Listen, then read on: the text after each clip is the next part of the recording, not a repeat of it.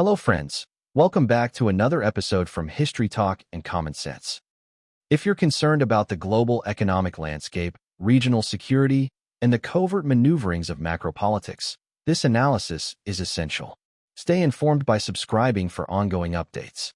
Venezuela has become a pivotal stage of significant developments that could shape global events over the coming years. The evolving strategies employed by the United States in the region reveal critical messages, not just for Venezuela, but possibly foreshadowing challenges for nations like Iran. Recent reports confirm that another Venezuelan oil tanker was seized by the United States. What makes this even more striking is that the seized ship was a Chinese vessel not subject to U.S. sanctions, signaling a bold and assertive approach. This recalls the so-called tanker war of 2019 between Western powers and Iran, reflecting a shared strategy. When military measures, direct conflict, or sanctions fail to break a nation, its economic lifelines become the next target, specifically for economies heavily dependent on single-product exports like oil. Cutting off such exports effectively cripples economic stability. Venezuela, already grappling with severe inflation and economic instability, faces additional strain under U.S. sanctions. Unlike Iran, a country hardened by decades of sanctions and adept at adapting and bypassing such pressures, Venezuela's economic foundation is deeply tied to the global economy and the U.S. dollar, leaving it vulnerable. Historically, Venezuela's pro-Western governments cooperated closely with U.S. interests, with much of its oil and economic infrastructure controlled by American companies. Now, Washington appears intent on regaining its influence in what it considers its backyard, seeking to reassert control over Venezuela's vast natural resources. The United States has attempted various strategies to destabilize Venezuela and oust President Nicolas Maduro. Military interventions have been thwarted, and even assassination attempts failed. Economic sabotage targeting crucial infrastructure has emerged as a favored tactic. In Iran, this method has been dubbed dignified sabotage, and Venezuela seems to be enduring something eerily similar. However, with strategic counsel from Iran, Venezuela could be learning how to counter such tactics. Interestingly, Iran's own history offers recent lessons in confronting similar crises. Facing relentless U.S.-led pressure during ex-President Hassan Rouhani's administration, Iran took bold measures to protect its interests. For instance, in response to the seizure of its own oil tankers, Iran's Revolutionary Guard executed swift retaliatory moves authorized by their leadership. This culminated in high-profile incidents like the seizure of a British oil tanker in retaliation for the capture of an Iranian one. The West incorrectly assumed that targeting vessels under Western European flags might prevent an Iranian response, but their calculations proved wrong. The subsequent embarrassment for Britain and strategic maneuvering forced both nations to release the seized vessels, marking a definitive Iranian victory. Later clashes with Israel saw similarly resolute responses, bringing about a standoff that compelled Israel to halt its covert strikes on Iranian ships following decisive counter-retaliation. Venezuela now appears to be facing the same playbook from Washington that was used against Iran. The United States is under immense pressure to resolve its strategic objectives in Venezuela swiftly, not just due to Venezuela's importance, but also because of broader global pressures. On one front, Washington seeks to stir unrest across the East, stretching from China to Syria's borders, while simultaneously working to delineate an ideological divide. Governments it labels as part of an axis of evil versus those aligning with its Western vision of order. The developments in Venezuela are not isolated. They reflect deeper geopolitical tensions that will impact not only Latin America, but broader global dynamics moving forward. Understanding these events is critical as the balance of power continues to shift globally. Unlike Biden, Trump rose to power projecting an image of a leader rooted in family and religious values. Biden's policies, on the other hand, were perceived by some as an effort to challenge traditional Christian and family principles. The Russian Orthodox Church has criticized such policies, asserting their stance as defenders of true Christianity, with a commitment to saving Western nations from what they see as moral decline. However, Trump's approach suggests he would not repeat what they consider past mistakes. Recently, the Pope convened a meeting in Turkey, inviting cardinals from various countries to participate, excluding Russia. In doing so, he revived a council dating back 1,700 years and initiated an alliance that appears directed against the East. The aftermath seems poised to include unrest in regions such as Iraq, Lebanon, Syria, and several others. As for America's current priorities on the global stage, their strategy appears clear. Aside from focusing on powers like Iran, China, and Russia, U.S. efforts increasingly target Venezuela. The goal seems to involve intensifying economic pressure, curbing Venezuelan exports to slash their revenue streams, and persuading other nations to sever ties with the country. Countries looking to engage in business with Venezuela face significant challenges. Chiefly, they must grapple with the military restrictions imposed on Venezuela, a burden that falls particularly on nations like China, the primary buyer of Venezuelan oil. Yet, both China and Russia seem reluctant to take bold actions against these limitations, as doing so would risk confrontation with the United States, something neither appears willing to provoke. Chinese elites harbor the belief that they can destabilize the U.S. economy without resorting to military conflict. This perspective is fueled by their observations of global alliances and power dynamics.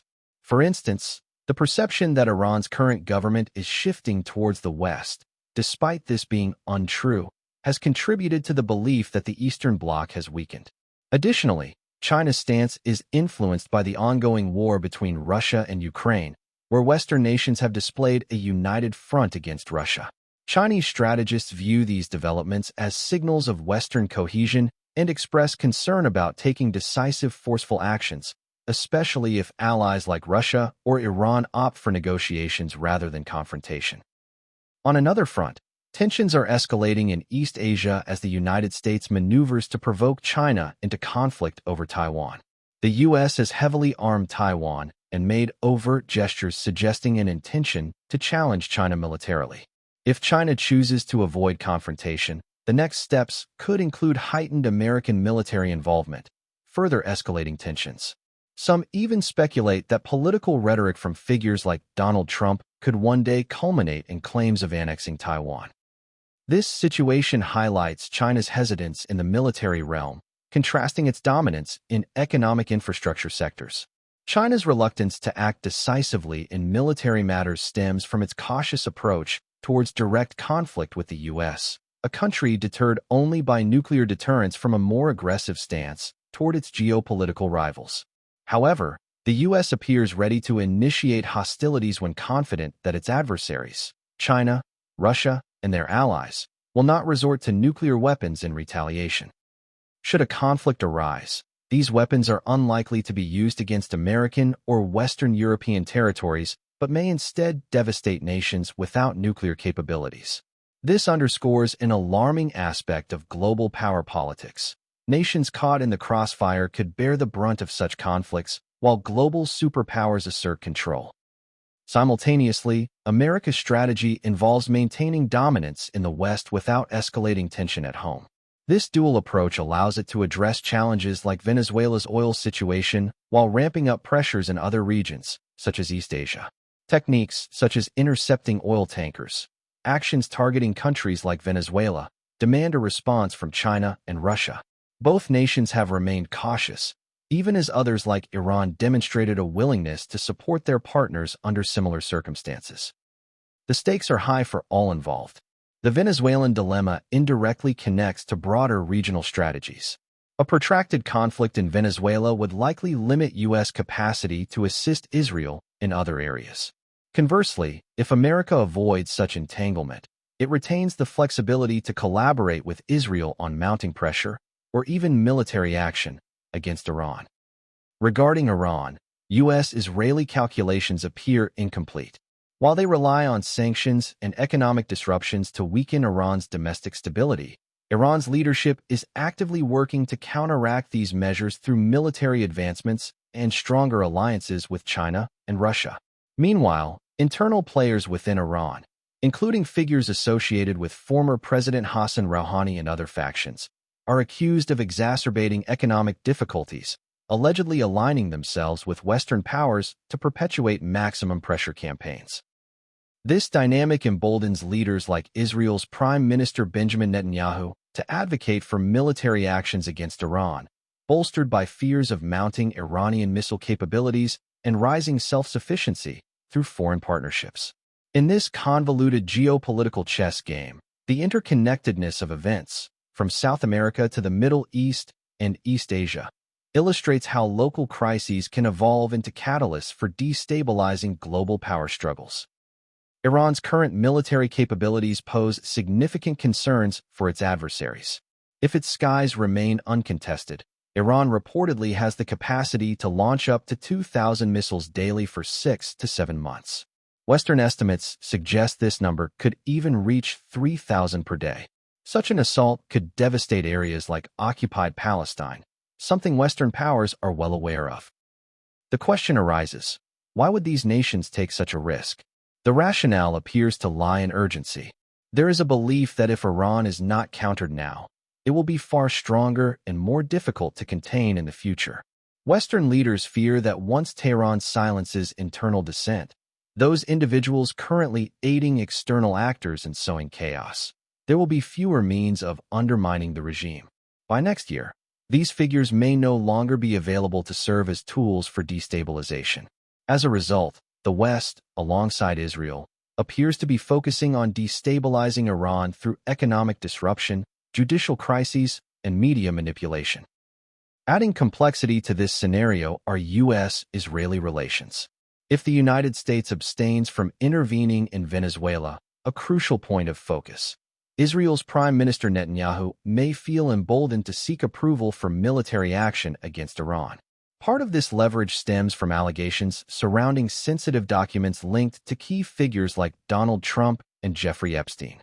Recent revelations, including images of Trump, the Clintons, and Epstein, raise questions about potential blackmail intended to influence U.S. foreign policy decisions. Netanyahu is reportedly pushing two key demands: halting F-35 fighter jet deliveries to Arab states and initiating strikes against Iran. Within this narrative, Trump is portrayed as being under Israeli influence. The drive to strike Iran is further fueled by the current hardline Israeli government, the most extremist administration in the country's history. This regime realizes that failing to act now could jeopardize their broader objectives permanently. Israel's recent military endeavors in Gaza and its confrontations with Hamas highlight these limitations. Despite significant efforts, Hamas remains intact, as does Hezbollah in Lebanon. As Netanyahu himself admitted, during the 12-day war, Israeli military calculations underestimated Iran's broader strategic response, which led to significant blows against Israeli infrastructure and civilian areas, a stark departure from previous conflicts where attacks primarily targeted military bases. The situation with Hezbollah has also evolved. In a prior confrontation, significant escalation only occurred after the death of Syed Hassan Nasrallah.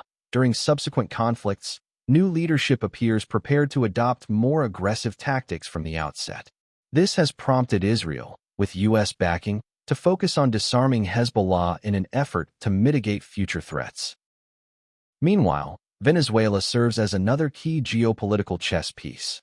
Heavily sanctioned by the United States, its predicament ties into broader strategies aimed at pressuring U.S. rivals. If Washington achieves its objectives in Venezuela, it will likely persist with current strategies elsewhere. However, failure could usher in a different phase altogether, a scenario that remains speculative but potentially consequential. In response to these pressures, nations like China, Russia, and Iran may react with coordinated strategies designed to counterbalance U.S. influence. Venezuela itself might retaliate through measures like seizing oil tankers or targeting shipping lanes. There is also speculation about covert operations causing incidents such as unexplained explosions or fires on American vessels, acts for which no party claims responsibility, but that nonetheless send a clear message. These developments highlight a precarious international landscape where decisions must be made swiftly and with great care. Failure to address these issues promptly risks escalating tensions further, with tangible consequences not just for the region, but for global stability as a whole. Thank you for watching. If this analysis helped you see the bigger picture, please like, share, and leave your thoughts below. That's the best way you can help this information reach more people.